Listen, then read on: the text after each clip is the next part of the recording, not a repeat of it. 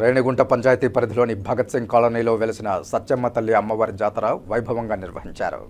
రేణిగుంట భగత్ సింగ్ కాలనీలో మంగళవారం గ్రామదేవత శ్రీ సత్యమ్మ తల్లికి ఘనంగా జాతర మహోత్సవాలు నిర్వహించారు.